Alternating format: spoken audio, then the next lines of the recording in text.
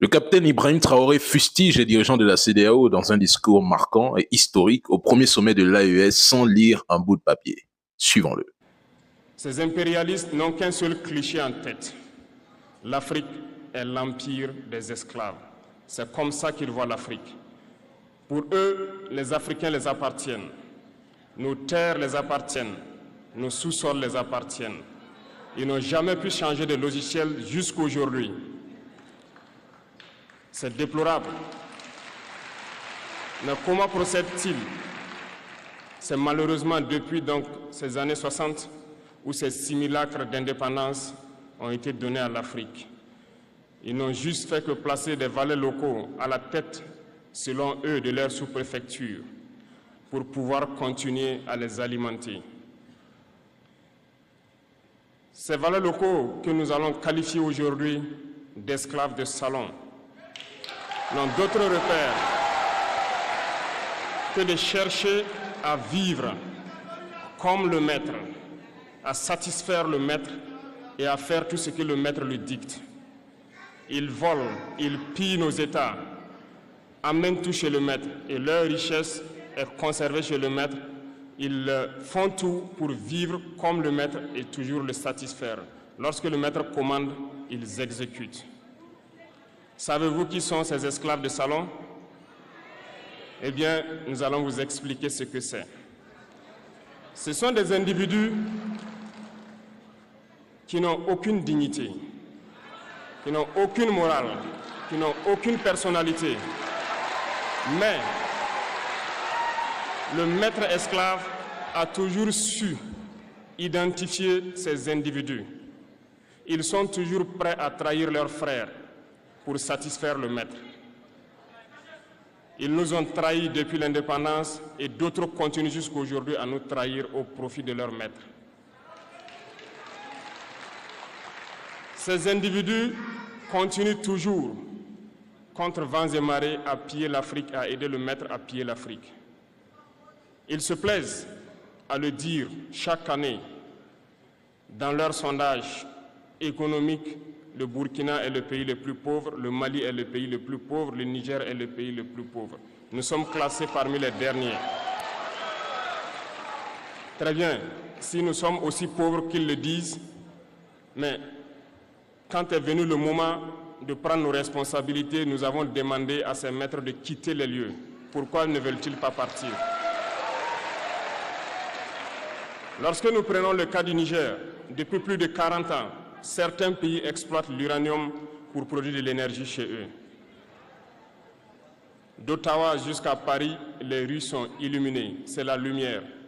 Mais au Niger, c'est l'obscurité qui nous est servie. Lorsque vous partez dans nos États, nos sols sont troués de toutes parts pour rechercher les métaux précieux tels que l'or.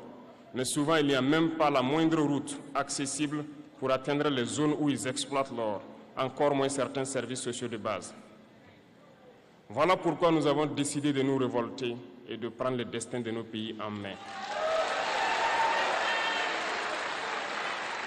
Il y a bien d'autres exemples, mais lorsque nous avons décidé ainsi, eh bien, nous avons été approchés par certains esclaves de salon pour nous passer le message de leur maître.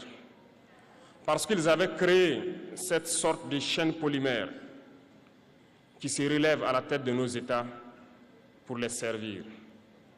Et nous sommes venus briser la chaîne. Et c'est inconcevable pour eux. Ils nous ont donc approchés et ils nous ont demandé de rentrer dans les rangs pour faire partir de l'élite qui doit diriger l'Afrique. Parce qu'ils ont une élite formée et formatée qui doivent suivre, qui sont incrustés dans cette chaîne-là. Nous avons refusé de rentrer dans leur rang. Et dès lors, les hostilités ont commencé. Ils ont fait fourvoyer dans nos zones plusieurs mercenaires, des formateurs. Les agents sont descendus dans le Sahel pour espérer mener des attaques barbares, lâches contre nos populations, espérer les révolter. En plus de ces attaques sur le terrain, les attaques communicationnelles, la manipulation, la désinformation bat son plein dans leur rang. Mais les peuples du Sahel ont compris et plus jamais on ne pourra les manipuler. Ils savent d'où ils viennent, ils savent ce qu'ils font et ils savent où ils partent.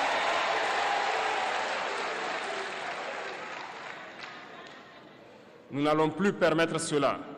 Les gens sont éveillés et les gens se battent aujourd'hui, pas pour nous-mêmes, mais pour les générations à venir. Et merci à tous pour le combat qui est livré. Cela ne nous fait jamais pleurer. Nous n'allons pas trembler. Nous allons affronter. Nous allons nous battre pour l'indépendance réelle, pour notre liberté. Parce que pour faire peur au peuple de l'AES, ces individus n'ont que 3 termes dans la bouche: démocratie, liberté, droits de l'homme. Bien sûr, leurs valets locaux ne sont élus que dans un processus démocratique, libre et transparent selon eux leurs valeurs. Quoi de plus normal qu'on veuille nous imposer cela, parce que c'est eux qui édictent les règles. Très bien, nous avons décidé de nous assumer. Voilà pourquoi un 26 juillet 2023, lorsque le Niger a décidé de tourner la page, les esclaves de salon et leurs maîtres sont montés sur les grands chevaux. Ils ont mis leurs valets locaux en avant et ont décidé de mener une guerre contre le peuple nigérien. Nous avons donc dit, quiconque osera s'en prendre au Niger nous aura en face, parce que nous mènerons une guerre sans merci jusqu'à la dernière goutte de sang pour quiconque osera s'attaquer à nos États. La famille, qu'est-ce que vous en pensez? Perso, discours poignant, marquant, frappant, déterminant et personne déterminée. Honneur, respect, bonheur, que de respect pour le capitaine Ibrahim Traoré. Il a tout dit sans lire un papier. Nous